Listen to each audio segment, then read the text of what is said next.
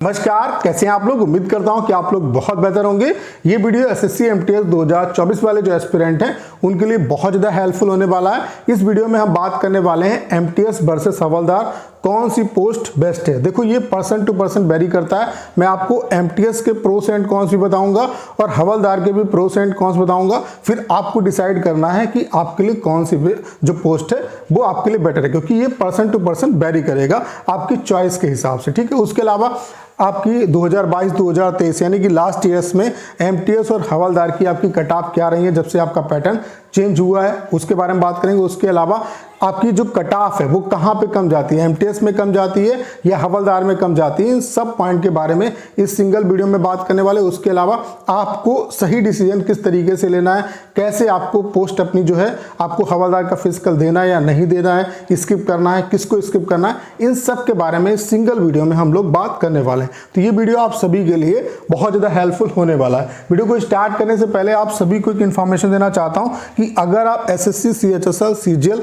की भी प्रिपरेशन कर रहे हैं, और जाहिर सी बात है कि मोस्टली जो बच्चे हैं वो सीएचएसएल और सीजीएल एग्जाम की प्रिपरेशन कर रहे होंगे, तो आपको टाइपिंग जो है वो क्वालिफाई करना बहुत ज़रूरी है, क्योंकि जब तक आप टाइपिंग क्वालिफाई नहीं करोगे तब तक आपका सिलेक्शन, फाइनल जो सिलेक्शन है वो नहीं होगा। और जिस दिन आपका मेंस होता है उसी दिन आपको टाइपिंग देना होता है। और आपका टाइपिंग का सिनेरियो सेम ऐसा ही है, जिस तरीके से आपका एग्जाम को क्वालिफाई करने के लिए प्रीवियस ईयर के जो क्वेश्चन है वो इंपॉर्टेंट होते हैं, वैसे ही टाइपिंग के लिए प्रीवियस जो पैसेज हैं वो सबसे ज़्यादा इंपॉर्टेंट है। हमने आपके लिए कंप्लीट टाइपिंग का सॉफ्टवेयर बना दिया जिसका इंटरफेस बिल्कुल एसएससी, सीएचएसएल, सीजीएल जैसा है। बाकी यहाँ पे हम आपको 250 पैसे दे रहे हैं जो कि एसएससी, सीएचएसएल, सीजीएल एग्जाम में आए हुए हैं। इन पैसेज को कम से कम 2 से 3 बार जरूर प्रैक्टिस कर लेना। मैं दावे के साथ कह सकता हूँ 100% आप टाइपिंग को क्वालिफाई करके आएंगे। एक दिन का जो डेमो है वो आपका बिल्कुल फ्री है। मैं आप सभी से जरूर कहूंगा कि एक बार डेमो जो दीजिएगा। डेमो का लिंक डिस्क्रिप्शन और कमेंट बॉक्स में पिन किया हुआ है, वहां से आप डेमो दे सकते हैं। और अगर आप डेमो से सेटिस्फाई होते हैं तो अपना जो बेस्ट प्लान है वो परचेज कर सकते हैं, लेकिन डेमो जो दीजिएगा डेमो बिल्कुल फ्री है। डेमो से आपको ये आइडिया लगेगा कि ये जो सॉफ्टवेयर है वो अदर जो सॉफ्टवेयर है उनसे कितना डिफर है। ठीक है, तो लिंक जो है वो डिस्क्रिप्शन और कमेंट बॉक्स में पिन किया हुआ है। अगर हम यहाँ पे बात करें एमटीएस की, देखो मैंने एमटीएस एक तरफ लिखा है, एक तरफ हवलदार लिखा है, और दोनों की मैं खासियत बताऊंगा। देखो, अगर हम यहाँ पे कई सेगमेंट में इसे कैटेगराइज कर सकते हैं। जैसे कि अगर हम यूनिफॉर्म की बात करें तो जैसे अगर आपको एक वर्दी वाली जॉब पसंद है तो आप जो है हवलदार को प्रेफर कर सकते हैं, क्योंकि हवलदार में आपको वर्दी मिलेगी और वो वर्दी ऐसी होती है, ऐसा नहीं कि आप हवलदार लगोगे।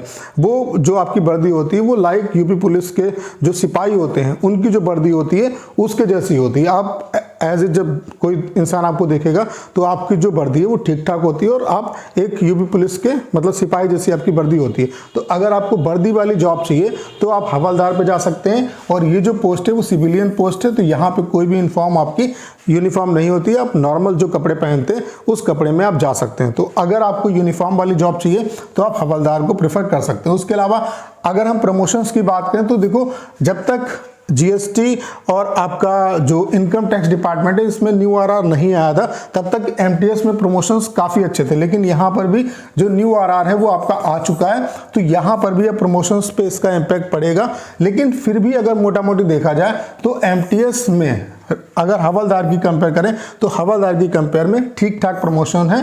तो अब एज ए प्रमोशंस की अगर हम बात करें तो एमटीएस में प्रमोशंस ठीक ठाक है। आप एक अच्छी पोस्ट तक जा सकते हो। एमटीएस से टीए बनोगे, टीए से सीनियर टीए बनोगे, टीए से फिर सीनियर टीए से फिर आप जो है इनकम टैक्स इंस्पेक्टर बनोगे। तो यहाँ पे आप मतलब इनकम टैक्स इंस्पेक्टर या उससे ऊपर भी पोस्ट तक जा सकते हो। लेकिन हवलदार में क्या है कि आप हवलदार से सीनियर हवलदार बन जाओगे। ठीक है, आपका जो सैलरी इंक्रीमेंट है वो होगा, लेकिन आपका एज ए अगर मतलब डेजिग्नेशन की बात की जाए, आपकी पोस्ट की बात की जाए तो उसमें बहुत ज़्यादा आपको ग्रोथ नहीं मिलेगी।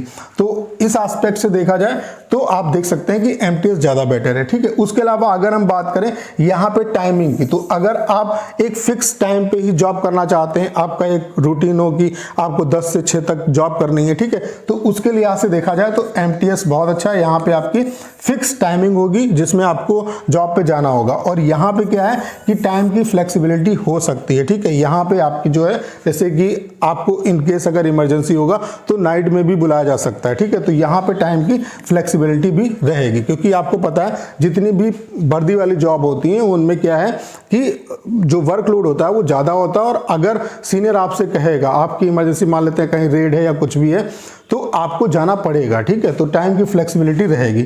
उसके अलावा अगर हम बात करें हॉलीडेज की, देखो छुट्टियां तो दोनों को बराबर मिलती हैं, लेकिन अगर हम बात करें जो छुट्टी सैंक्शन हो जाती है, जो सिविलियन जॉब है उसमें जो छुट्टी जो है वो इजीली आपको मिल जाती है। लेकिन अगर हम वर्दी वाली जॉब की बात करें तो वहां पे छुट्टियां थोड़ी सी कम आपको मिलती हैं। छुट्टियां तो उतनी मिलेंगी लेकिन सैंक्शन जो है वो उतनी इजीली नहीं होती हैं, ठीक है। अगर हम बात करें यहाँ पे अलाउंस की, तो यहाँ पे सैलरी के अलावा जो भी आपके सैलरी में जो अलाउंसेस मिलते हैं उसके अलावा कोई एक्स्ट्रा आपको अलाउंस एमटीएस में नहीं मिलता है। लेकिन अगर हवलदार की बात करें तो यहाँ पे 5,000 रुपये आपको ड्रेस अलाउंस मिलता है, जो कि साल में एक बार मिलता है, ठीक है। तो इस लिहाज से देखा जाए तो आपका हवलदार बेटर है। अगर सैलरी की बात करें तो सैलरी जो है हवलदार की एमटीएस के कंपेयर में थोड़ी सी आपको ज्यादा मिलती है। तो अगर सैलरी के पॉइंट ऑफ व्यू से देखा जाए तो हवलदार यहाँ पे बेस्ट है। तो इससे क्या है कि आप खुद डिसाइड कर पाओगे कि आपके लिए कौन सी पोस्ट अच्छी है और कौन सी पोस्ट जो है वो आपके लिए सही नहीं है। तो ऐसा नहीं कह सकते कि एमटीएस अच्छा है या हवलदार अच्छा है, वो पर्सन टू पर्सन वेरी करेगा, ठीक है। अगर हम बात करें यहाँ पे कि आपकी पोस्टिंग कहाँ पे होगी, तो देखो यहाँ पे आपको एमटीएस में होम पोस्टिंग भी मिल सकती है, क्योंकि यहाँ पे आपको स्टेट प्रेफरेंस चुनने की आज़ादी होती है। और अगर आपके मार्क्स ठीक ठाक आते हैं और आपने अपना होम स्टेट दिया है प्रेफरेंस में, तो आपको अपना होम स्टेट मिल जाएगा। लेकिन यहाँ पे क्या, यहाँ पे जो आपकी कट ऑफ आती है वो स्टेट वाइज आती है। आपका जब सिलेक्शन होगा तो ये पता चलेगा कि आपका सिलेक्शन किस स्टेट में हुआ है। लेकिन यहाँ पे जो आपका सिलेक्शन होता है वो डिपार्टमेंट वाइज होता है। आपको ये पता चलेगा कि आपका कस्टम में हुआ है या आपका सीजीएसटी में हुआ है या आपका डायरेक्टरेट में हुआ, कहाँ पे हुआ है सिलेक्शन। तो यहाँ पे आपका जो सीसीए है वो डिसाइड करता है कि आपको कौन सा स्टेट दिया जाएगा। तो यहाँ पे आपको पोस्टिंग ऑल ओवर इंडिया कहीं पे भी मिल सकती है, लेकिन यहाँ पे आप अगर अच्छे मार्क्स लेके आते हो तो अपना होम स्टेट भी आप ले सकते हो। तो ये एमटीएस की बातें हो गई और ये हवलदार की बातें हो गई। तो चीजें आपको क्लियर हो गई होंगी और आप यहां से खुद डिसाइड कर पाएंगे कि आपके लिए कौन सी पोस्ट बेटर है। अब यहाँ पे आपको किस तरीके से चुनना है, देखो भाई, अगर आपके मार्क्स यहाँ पे कम आते हैं तो जाहिर सी बात है, अगर ओवरऑल मैं अभी आपको कट ऑफ भी दिखाऊंगा, अगर ओवरऑल अगर हम इसका कंक्लूजन निकालें तो हवलदार की जो कट ऑफ है वो थोड़ी सी कम रहती है, ठीक है। अगर ओवरऑल एमटीएस और हवलदार का कंपेयर करें, ठीक है। और इस बार हवलदार की आपकी पोस्ट भी ज़्यादा है, तो यहाँ पे हवलदार की कट ऑफ आपकी नॉर्मली कम रहेगी। और हवलदार का पहले रिजल्ट आ जाता है, जो बच्चे फिजिकल के लिए क्वालिफाई होंगे उनका फिजिकल होगा। तो अगर भाई आपके मार्क्स कम आते हैं तो फिर आपको तो एक जॉब चाहिए, फिर आपको हवलदार का फिजिकल देना चाहिए, आप स्किप नहीं कर सकते। लेकिन अगर आपके मार्क्स ठीक ठाक आते हैं, चूंकि आंसर की आने के बाद आपको पता चल जाएगा कि आपके मार्क्स कितने, तो फिर आप स्किप भी कर सकते हैं हवलदार का फिजिकल। तो अगर हवलदार का फिजिकल स्किप कर देंगे तो फिर आप एमटीएस के लिए, अगर आपने भले प्रेफरेंस हवलदार का दिया होगा, फिर आपको एमटीएस की पोस्ट मिलेगी, ठीक है। तो ये चीजें आप कर सकते हैं, ये आपके लिए बेस्ट डिसीजन होगा, ठीक है। अगर हम बात करें लास्ट ईयर कट ऑफ का ट्रेंड क्या रहा है, तो यहाँ पे मैं आपको कट ऑफ दिखा देता हूँ। एमटीएस अगर 2022 की बात करें तो यहाँ पे अच्छी खासी वैकेंसी थी, ठीक है। लेकिन अगर हवलदार की बात की जाए तो ये हवलदार की 500 प्लस वैकेंसी थी और यहाँ पे 300 प्लस वैकेंसी थी, ठीक है। मोस्टली जो वैकेंसी थी यहाँ पर भी एमटीएस की थी, यहाँ पर तो ओवरऑल एमटीएस 2023 में कम ही वैकेंसी थी, 1100 प्लस वैकेंसी यहाँ पे थी, ठीक है। ओवरऑल 1500 प्लस वैकेंसी थी और यहाँ पे आपकी 12,000 प्लस वैकेंसी थी। जो रिजल्ट आपका फाइनल रिजल्ट जो आया था वो 11,000 प्लस वैकेंसी पे आया था, ठीक है। तो हवलदार की आप देख सकते हैं इतनी वैकेंसी, लेकिन उसके बाद भी ये मिनिमम मैं आपको कट ऑफ दिखा रहा हूँ। एमटीएस की जो 2022 में मिनिमम कट ऑफ गई थी यूआर कैटेगरी की, वो 125.06 गई थी। ओबीसी की 122.55 गई थी। ईडब्ल्यूएस की 124.82 गई थी। एससी की कट ऑफ 120 गई थी और एससी कट ऑफ 120 गई थी और एसटी कट ऑफ 112.38 गई थी। उसके अलावा हवलदार की अगर हम बात करें तो इतनी कम वैकेंसी के बावजूद भी आप देख सकते हैं यूआर की कट ऑफ 133.01 और उसके अलावा ओबीसी की 131.43 ये मिनिमम कट ऑफ है। ईडब्ल्यूएस की cut off 131.37, SC cut off 123.89 और एसटी की जो कट ऑफ गई थी वो 126.43 गई थी। तो यहाँ पे आप एक चीज ये भी देख सकते हैं कि यूआर, ओबीसी और ईडब्ल्यूएस की कट ऑफ में बहुत ज्यादा डिफरेंस नहीं है। इवन एससी की भी जो कट ऑफ है उसमें बहुत ज्यादा डिफरेंस नहीं है। हाँ, एसटी कट ऑफ में थोड़ा बहुत डिफरेंस है। तो यहाँ पे एक चीज ये भी क्लियर हो जाती है कि एमटीएस में आपका कैटेगरी वाइज बहुत ज़्यादा रोल नहीं रहता। कैटेगरी का आपकी वो कितनी वैकेंसी है कैटेगरी वाइज उस पर भी डिपेंड करता है। और कभी कभी एसटी की जो कट ऑफ है वो यूआर के बराबर भी चली जाती है, एससी एसटी की, ठीक है।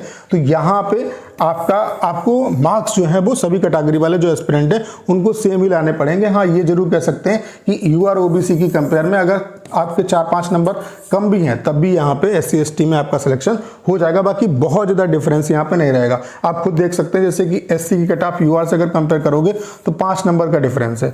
उसके अलावा ST में आप देख सकते हैं यहाँ पे 13 नंबर का डिफरेंस है। ऐसे यहाँ पर भी देख सकते हैं बहुत ज़्यादा आपको डिफरेंस देखने को नहीं मिलेगा। और यहाँ से एक चीज़ ये भी क्लियर हो जाती है, अगर ओवरऑल देखोगे तो MTS में क्या है कि अलग अलग स्टेट की अलग अलग कट ऑफ जाती है। तो नॉर्थ इंडिया वाले जो स्टेट हैं, कुछ स्टेट ऐसे होंगे जहाँ पे 150 जो आपका हाईएस्ट मार्क्स है और 150 में 150 है, उससे ज़्यादा आपकी कट ऑफ रही है आफ्टर नॉर्मलाइजेशन, क्योंकि नॉर्मलाइजेशन के बाद स्कोर आपका बढ़ जाता है। तो ओवरऑल अगर कंक्लूजन निकालोगे तो हवलदार की जो कट ऑफ है वो कम ही रहती है, ठीक है। और इस बार तो हवलदार की अच्छी वैकेंसी है, तो हवलदार में ये अनुमान है कि इस बार कम आपकी कट ऑफ जाएगी। तो जिन बच्चों के मार्क्स कम आ रहे हैं उनको हवलदार के फिजिकल में जरूर जाना चाहिए, ठीक है, क्योंकि उससे क्या है कि आपको कहीं ना कहीं एक पोस्ट जरूर मिलेगी। और अगर मार्क्स आपके बहुत अच्छे हैं तो फिर आप फिजिकल को छोड़ भी सकते हो, ठीक है, स्किप भी कर सकते हो। ऐसे 2023 का भी देख सकते हैं सीधे UR की जो कट ऑफ गई थी आपकी, मिनिमम ये कट ऑफ गई थी, बाकी मैक्सिमम तो सिलेक्शन बहुत ज़्यादा, मतलब 150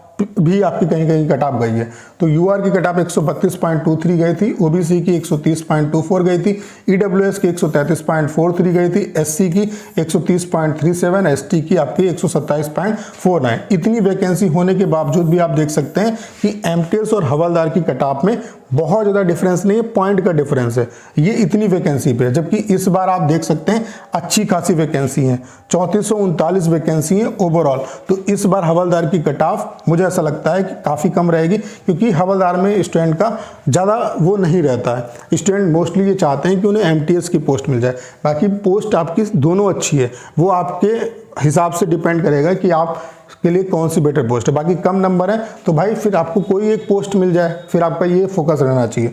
उसके अलावा बाकी जितनी भी कैटेगरी हैं उनकी भी हवलदार की कट ऑफ देख सकते हैं, बहुत ज़्यादा आपको डिफरेंस देखने को नहीं मिलेगा। उसके अलावा यहाँ पे कैटेगरी वाइज जो कट ऑफ है उसमें बहुत ज़्यादा डिफरेंस नहीं रहता। तो उम्मीद करता हूँ सारी जानकारी आप बहुत अच्छे तरीके से समझ पाए होंगे। बाकी अगर आप SSC CHSL CGL एग्जाम की प्रिपरेशन कर रहे हैं तो टाइपिंग की भी अच्छे तरीके से प्रिपरेशन करिए, और टाइपिंग में भी प्रीवियस जो पैसेज हैं उन पे आपका ज़्यादा फोकस होना चाहिए। लास्ट टाइम पे इन्हीं पैसेज को प्रैक्टिस करो, कम से कम 2 से 3 बार अगर आप प्रैक्टिस कर लेंगे तो मैं दावे के साथ कह सकता हूँ 100% आप टाइपिंग को क्वालिफाई करके आएंगे। एक दिन का डेमो बिल्कुल फ्री है, डेमो का लिंक डिस्क्रिप्शन और कमेंट बॉक्स में पिन किया हुआ है, वहाँ से आप डेमो दे सकते हैं। और अगर आप डेमो से सेटिस्फाई होते हैं तो अपना जो बेस्ट प्लान है वो परचेज कर सकते हैं। उम्मीद करता हूँ सारी जानकारी आप बहुत अच्छे तरीके से समझ पाए होंगे। करना क्या, इस वीडियो को शेयर करना है। उसके अलावा अगर आप चैनल पर नए हैं और आपने अभी तक इसे सब्सक्राइब नहीं किया है तो प्लीज चैनल को सब्सक्राइब करना मत भूलिएगा।